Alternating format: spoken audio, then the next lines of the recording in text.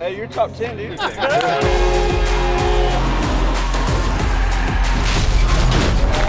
On like lap 3 or 4. I'm really proud of you. Are you? I'm really proud Hey, of you. number 9, bro.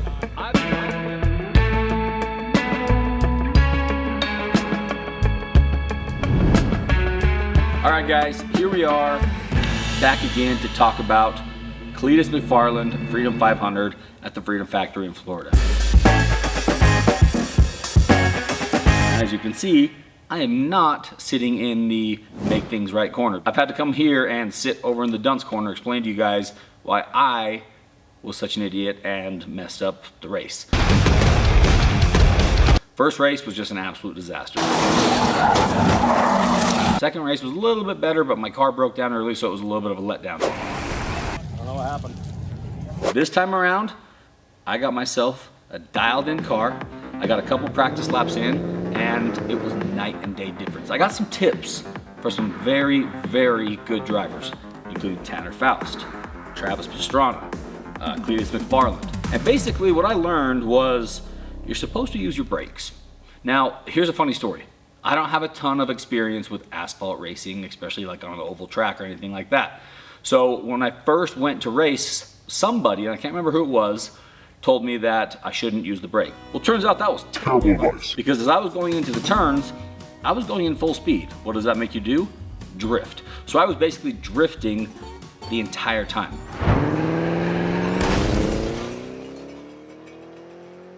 So what I did differently this time around was I followed Brad DeVerde. I got to go out during qualifying with Brad, and Brad is a very, very good driver. He's had NASCAR training, and the DeVerde family, just all around good dudes. It was my first time hanging out with them. While following Brad during qualifying, I was right on his tail. Literally the entire time. I was following his line, I was following his moves.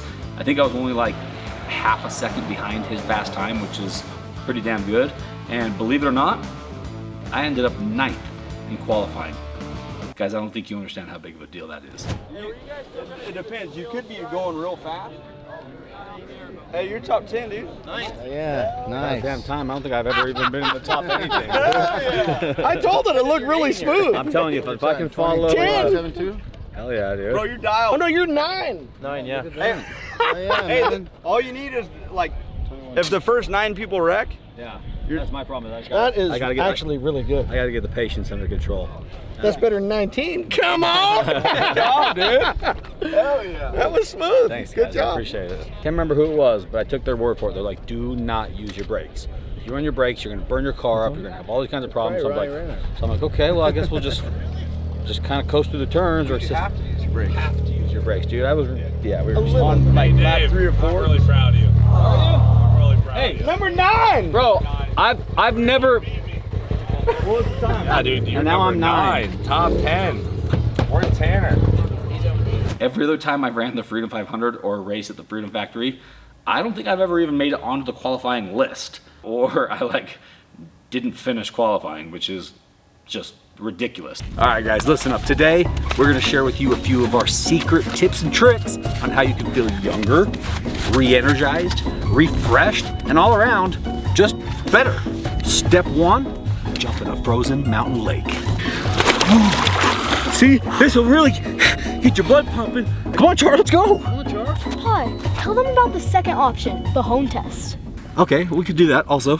So, if you don't have a mountain lake nearby, which many of you probably wouldn't or couldn't do what we're doing, You can borrow mine. trust me, ice water, cold baths, it is good for you, but there's a way easier way.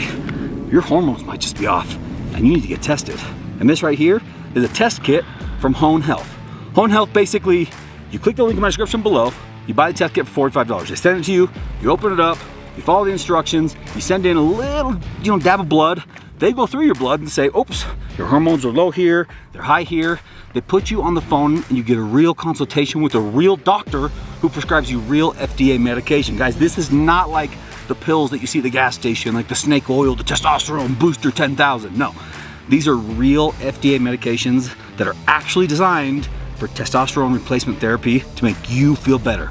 So if you've been feeling moody, angry, cranky, lethargic, slow, low sex drive, any of those things, your hormones could be way off. And guess what? It happens to a lot of us. In fact, I think more than 10 million men in the US have low testosterone. So trust me, you, my friend, could be low and not even know it. And that's exactly what Hone is here to help. So guys, click the link in my description below and order your at-home test kit today for only $45. That's the deal. Ladies, if your husband doesn't listen to me, you probably should. Click the link, order the test kit, get the hormones tested, and see what's going on. See if he has low testosterone. See if the hormones are out of whack, and see if you can get it fixed with actual FDA-approved medication. Now guys, keep in mind, I'm not a doctor, I'm not a medical expert, I'm just a guy who personally experienced low testosterone, and my hormone levels were off, and once I got treatment, I felt like king of the world. In fact, I was able to hike to a 10,000 foot peak and jump in a frozen lake and feel just fine. Listen to your friend Heavy D. He knows what he's talking about. And come on in, the water's fine. So I went into this race with a goal. It was April Fool's Day actually, the day of the race, and I thought, how funny it would be if the guy who either never even finished his 2 or 3 laps or demolition derbies the entire race actually won. So I went in thinking, I'm gonna do this thing.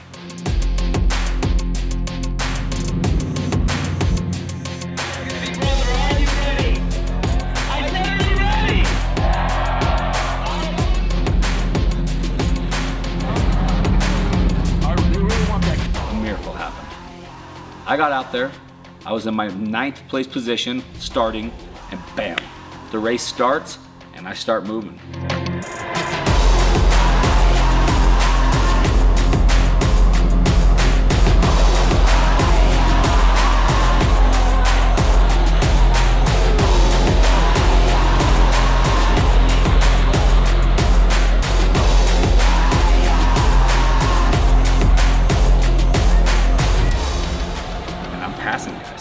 Passing other guys.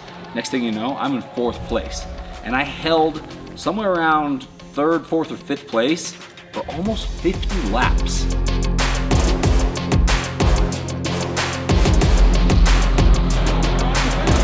Out there. Everyone give a round of applause for Cletus. This makes us all realize the kind of pressure these drivers are under.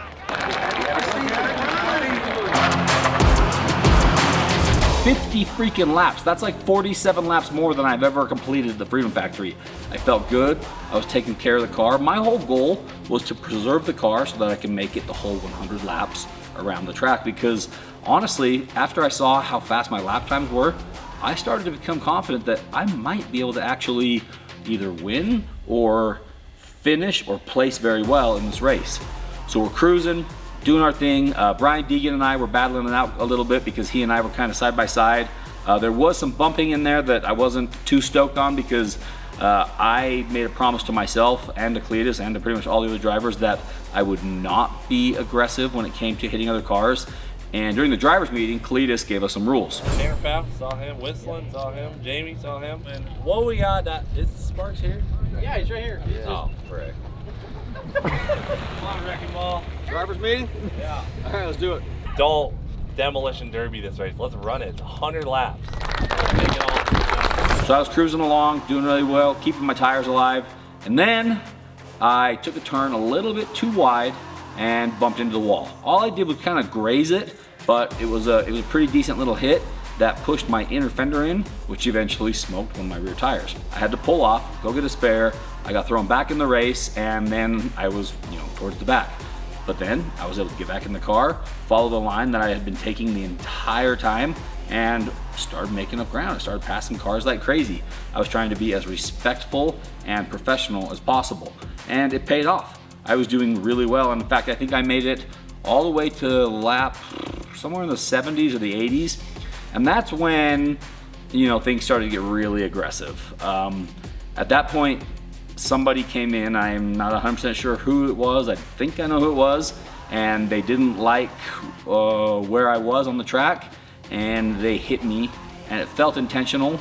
And they hit me right on the rear corner where the tire is and crumpled up my entire suspension. So with that said, that was basically so much damage that I couldn't finish the race. But overall, had I kept racing the way that I was, I'm pretty confident that I would have finished in the top 5, because I kept on passing more and more cars. I kept on getting more and more comfortable with the track. I hadn't used my nitrous at all yet, so I still had that saved up for some of those final laps. But ultimately, it was a good good race.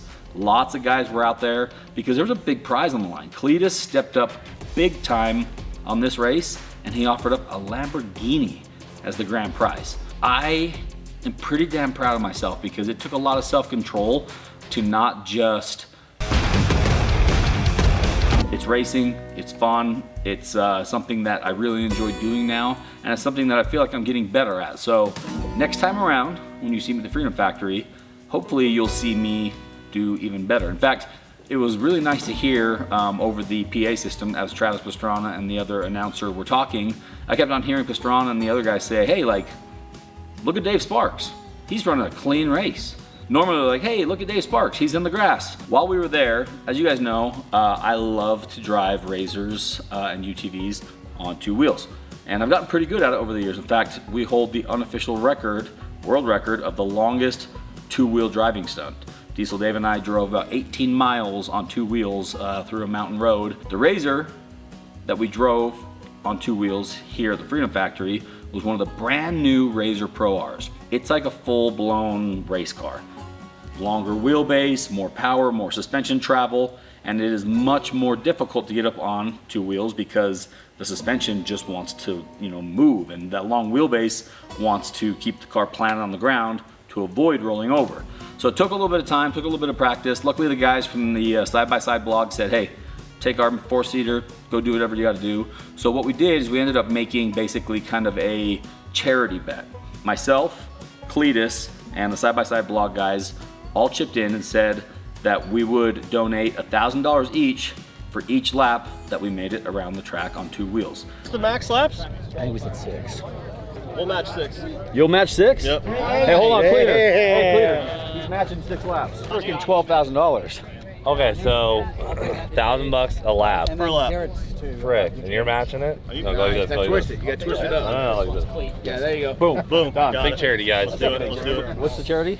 Now, the problem with running a Razor on 2 wheels around an oval track is the tip over angle becomes all ski-wampus. So what we decided to do was take the inner oval, which is flat, and we went for it. We started our laps around the track, and we got 1.5 laps until we drove into the grass. Now, I can drive through the grass on 2 wheels. It's a little bit more difficult because it's way more slippery, but I also had this memory of when I went to the Freedom Factory for the first time and absolutely destroyed the grass. So basically we let the car down, we came in, went to the burnout pad, did a couple of awesome 4-wheel drive burnouts. We were so excited, we then spun the opposite direction, and then we went up onto the track to go to basically the finish line stand to be able to grab the microphone and talk to the fans. And that's when we came in a little bit hot and we flipped the machine pretty good.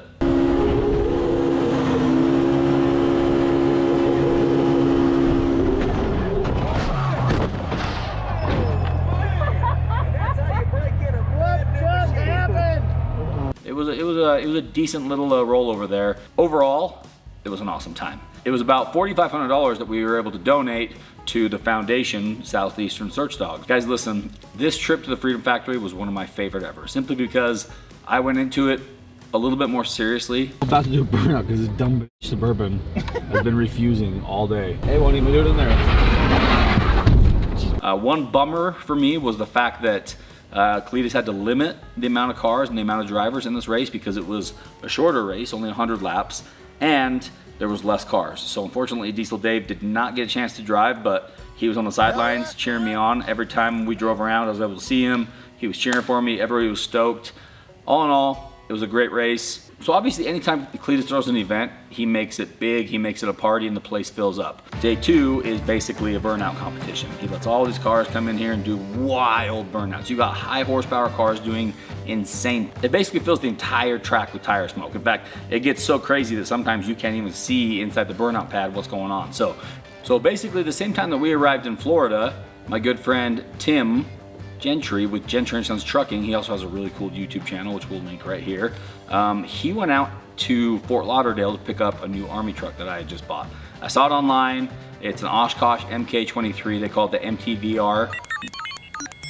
No, they call it the MVTR. It's basically similar design to like the 5 tons that we've had, but it's bigger, it's newer, it's beefier, it's got a much bigger engine, it's rated for 7 tons, and it is one of the most badass trucks that the Army uses. In fact, they still use them.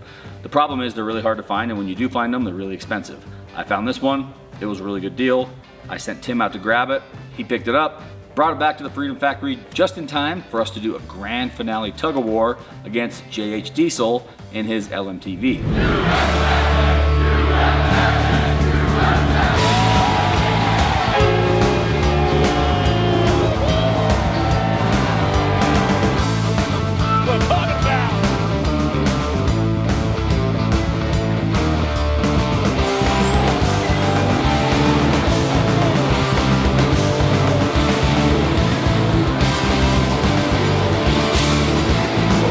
It was really no contest, just because obviously he didn't have the weight, but it was pretty cool to see all 6 tires of his truck spinning and smoking while I was basically just idling forward, dragging him.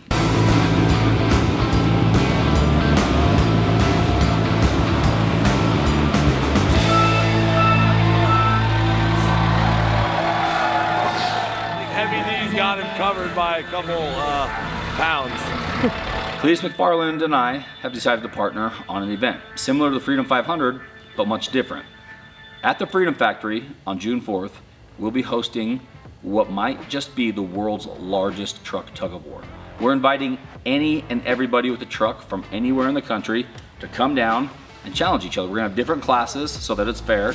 You know, we're gonna have 4-wheel drive, 6x6, unlimited classes, all these different types of trucks are going to be doing tug of wars along with you know, other truck events. So this is going to be different from what you've normally seen at the Freedom Factory, which is usually fast cars, race cars doing burnouts, you know, oval track racing. This is going to be more of a truck guy event, and I can promise you this, the prizes are going to be huge. The turnout is going to be huge. It's going to be an in-person and pay-per-view event. So mark your calendars for June 4th, and if you have a truck that you think can compete in a tug of war, get it ready. Get ready to bring it down. We're gonna have registration and all the stuff up live on the website soon so that you can get on there, buy tickets, register your truck. Most mud and mega truck events are done at mud truck parts. So it's usually, you know, mud and grass and big dirty events. This event is gonna be held inside the actual Freedom Factory where you've got bleachers, you've got concessions, you got bathrooms, and you're gonna be able to see some serious horsepower tugging against each other. And like I said, the winner is gonna be taking home some fat purses. Like I'm talking, this is gonna be really good. So guys, please make sure to mark your calendars. This will be the first time Cletus has ever done a real big actual truck event at the Freedom Factory. So we are expecting a huge turnout. In fact, every event that Cletus holds, the tickets sell out way early. So once we do open registration for entering your truck and for buying tickets, you're gonna wanna get on that ASAP. I will tell you this, we are bringing a fleet of our vehicles down to Florida to participate in this event, including the Freedom Bus, Hercules, our mega truck, and a few more that I'm not going to mention quite yet. Also, we're going to have the Freedom Bus down there on the track.